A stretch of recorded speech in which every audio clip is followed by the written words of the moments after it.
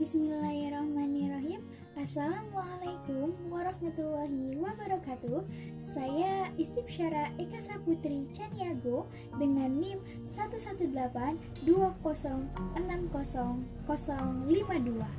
dari kelas 5B Prodi Pendidikan Biologi UIN Sunan Gunung Jati, Bandung. Di sini saya akan melakukan praktikum osmosis pada kentang. Nah, sebelum kita melakukan praktikum osmosis pada kentang, kita cari tahu dulu yuk, apa sih tujuannya? Tujuan dari praktikum osmosis pada kentang yang pertama yaitu merancang penelitian osmosis pada kentang. Yang kedua, mengobservasi rata-rata meang kuantitatif perubahan ukuran kentang yang mentah dan matang setelah dikukus dalam berbagai variabel perlakuan konsentrasi larutan sukrosa. Yang ketiga, mengobservasi kondisi kentang secara kualitatif pada saat dimasukkan pada konsentrasi larutan sukrosa. Yang keempat, menganalisa perubahan kentang baik secara kuantitatif maupun secara kualitatif. Yang kelima, menyimpulkan perubahan kentang baik secara kuantitatif maupun secara kualitatif.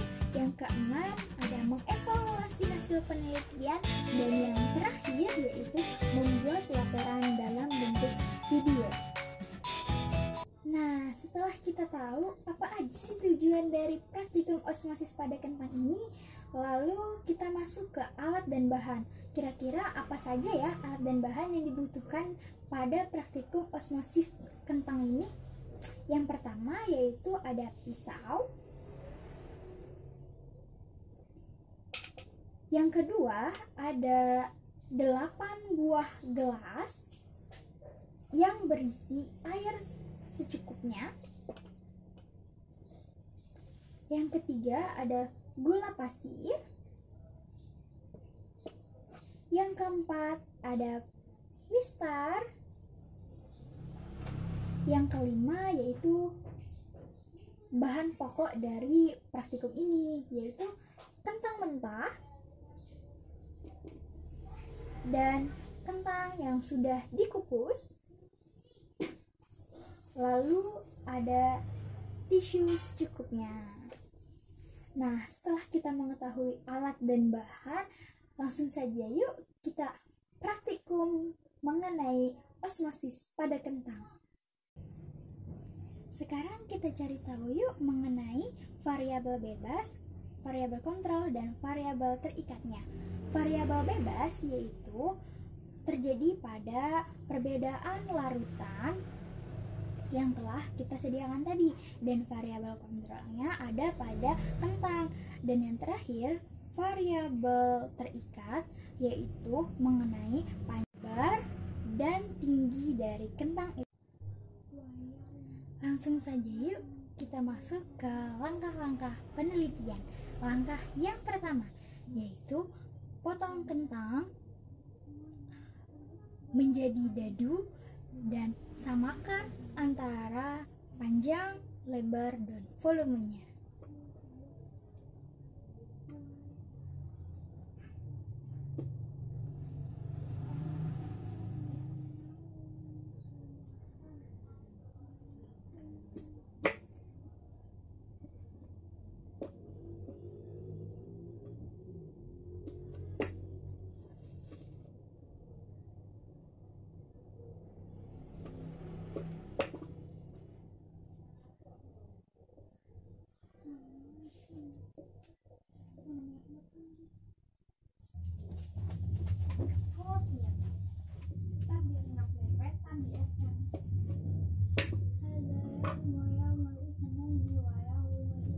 Seperti ini.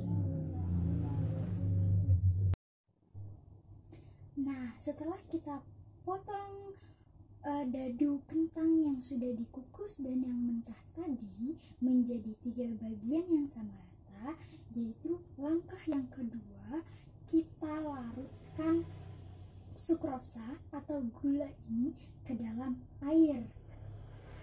Larutan yang pertama berisi larutan sukrosa 10%, yaitu 10 gram gula pasir dan 100 ml air minum. Lalu kita masukkan.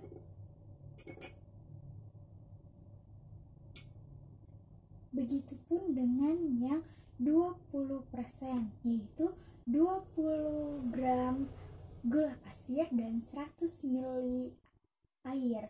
Dan larutan yang 30%, yaitu 30 gram gula pasir dan air. Setelah itu, kita buat lagi di 4 gelas yang lainnya. Nah, pada langkah selanjutnya yaitu kita masukkan kentang yang telah dipotong dadu tadi menjadi 3 bagian yang sama rata ke dalam gelas yang telah berisi larutan tadi. Dan jangan lupa diberi label seperti A1 untuk 10% larutan kentang mentah, B1 untuk 20% larutan kentang yang mentah, dan C1 untuk larutan 30% kentang yang mentah, serta D1 untuk air biasa kentang yang mentah. Lalu kita masukkan kentang yang mentahnya.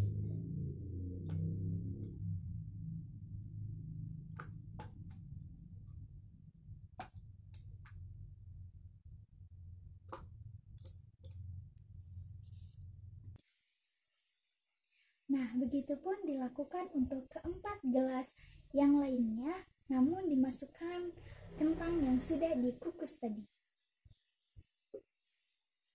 Ini kentang yang sudah dikukus.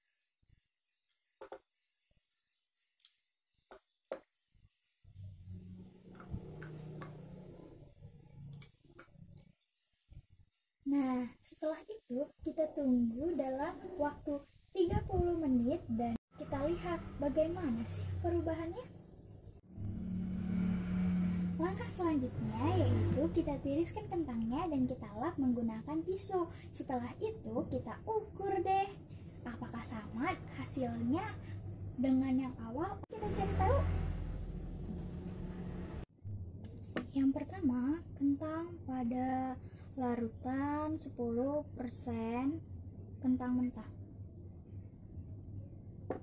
Kita lap dulu menggunakan tisu. Baru deh kita ukur menggunakan mistar. Nah, untuk hasilnya lihat nanti ya. Oke, selanjutnya kita masuk ke pembahasan. Nah, pada pembahasan terdapat tabel 1, yaitu hasil pengamatan pada kentang mentah pada data kuantitatif. Pada larutan sukrosa yang 10%, sebelumnya kentang memiliki volume 2 cm. Kemudian sesudah direndam selama 60 menit berubah pada kentang yang pertama menjadi 1,5 cm, kentang yang kedua menjadi 1,5 cm, dan kentang yang ketiga menjadi 1,4 cm.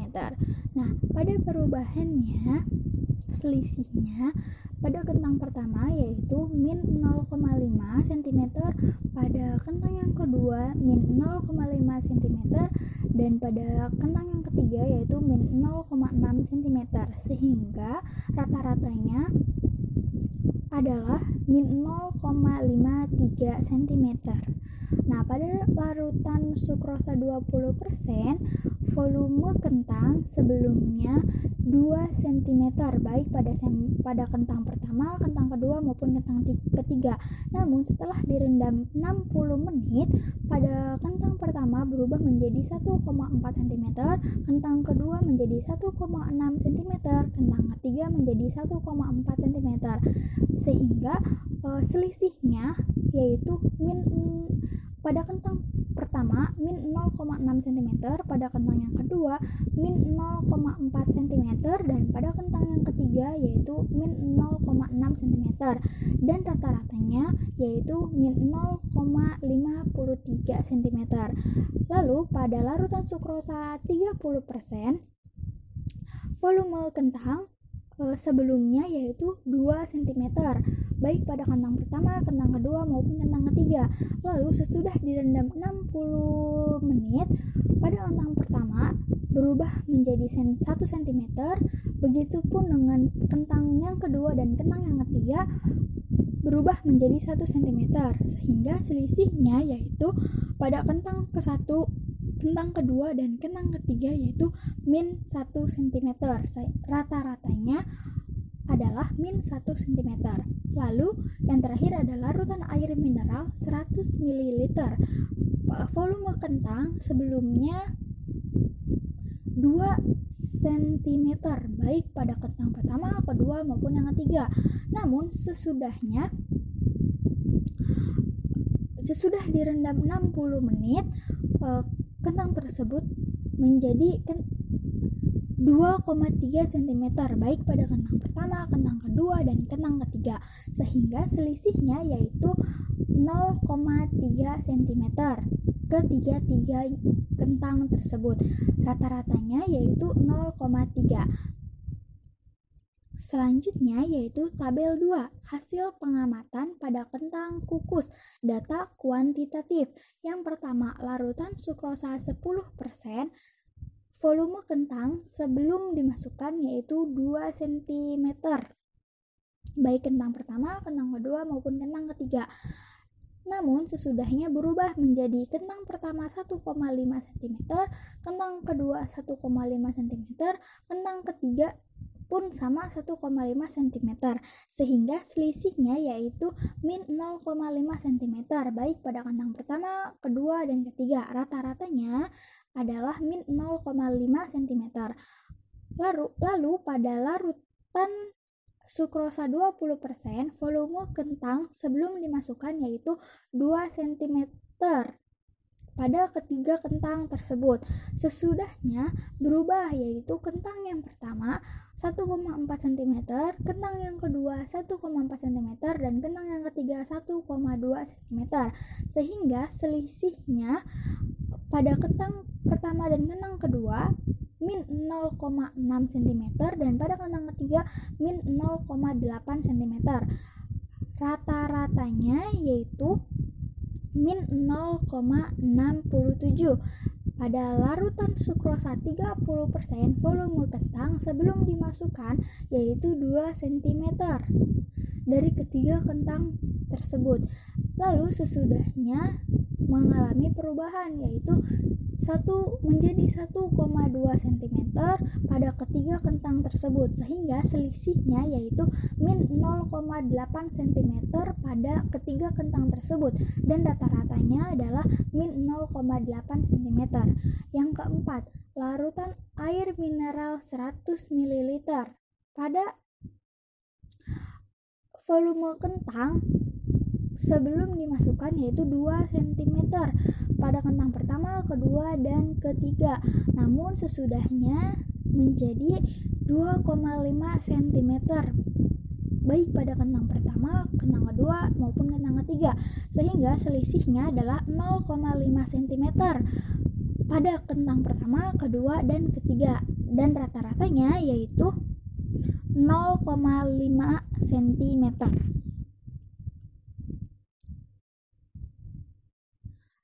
Lalu pada data kualitatif, tabel 1, hasil pengamatan pada kentang mentah. Yang pertama ada larutan sukrosa 10%.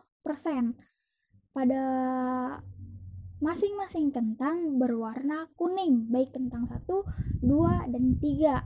Begitupun dengan sesudahnya. Ketika sudah direndam 60 menit, warnanya menjadi kuning pekat pada ketiga kentang tersebut. Lalu ada perubahan tekstur. Sebelum dimasukkan, teksturnya keras. Namun, ketika sudah dimasukkan ke dalam larutan sukrosa 10%, ketiga-tiganya memiliki tekstur sedikit lembek. Lalu, pada larutan sukrosa 20%, pada perubahan warna sebelum dimasukkan, yaitu ketiga kentang tersebut berwarna kuning, dan sesudah dimasukkan 60 menit ke larutan sukrosa 20% berubah menjadi kuning agak coklat pada ketiga kentang tersebut. Lalu terdapat perubahan tekstur pula. Yang awalnya sebelum dimasukkan ketiga kentang tersebut bertekstur keras, ketika sudah dimasukkan selama 60 menit bertekstur agak lembek. Lalu yang ketiga adalah larutan sukrosa 30%. Pada perubahan warna sebelum dimasukkan, yaitu berwarna kuning baik pada kentang 1, 2, dan 3. Begitu sesudah dimasukkan ke dalam larutan selama 60 menit berubah warna menjadi kuning kecoklatan pada ketiga kentang tersebut. Nah, terdapat perubahan tekstur pula. Sebelum dimasukkan teksturnya yaitu keras, namun sesudah dimasukkan kentang tersebut menjadi lembek pada ketiga-tiganya. Lalu yang keempat adalah larutan air mineral 100 ml. Pada perubahan warna sebelum dimasukkan ke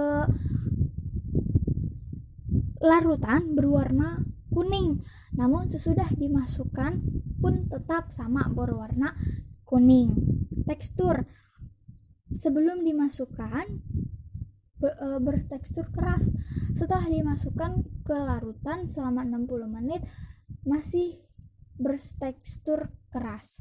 Lalu ada tabel 2, hasil pengamatan pada kentang kukus, data kualitatif. Yang pertama, larutan sukrosa 10%.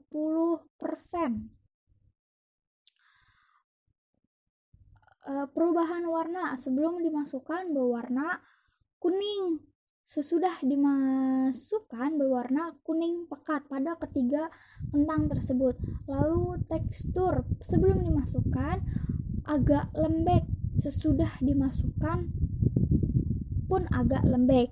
Lalu pada larutan sukrosa 20%, perubahan warnanya sebelum dimasukkan berwarna kuning, ketika sudah dimasukkan berwarna kuning agak coklat. Lalu pada perubahan teksturnya sebelum dimasukkan yaitu agak lembek, namun ketika sudah dimasukkan menjadi sedikit lembek. Yang nomor 3, larutan sukrosa 30%. Sebelum dimasukkan yaitu warna kuning, sesudah dimasukkan yaitu berwarna kuning kecoklatan. Teksturnya sebelum dimasukkan agak lembek, setelah dimasukkan menjadi sangat lembek. Yang keempat, larutan air mineral 100 ml. Perubahan warna sebelum dimasukkan berwarna kuning, sesudah dimasukkan tetap berwarna kuning. Teksturnya sebelum dimasukkan agak lembek, ketika sudah dimasukkan pun. Dari pembahasan yang sudah saya jelaskan tadi, terdapat kesimpulan, yaitu terdapat perbedaan antara volume, warna, dan tekstur kentang ketika sebelum dimasukkan ke dalam larutan dan sesudah dimasukkan ke dalam larutan. Perbedaannya pun berbeda-beda setiap larutannya sesuai dengan kepekatannya masing-masing.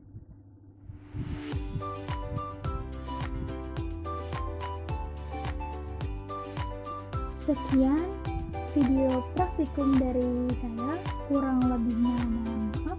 Terima kasih. Wassalamualaikum warahmatullahi wabarakatuh.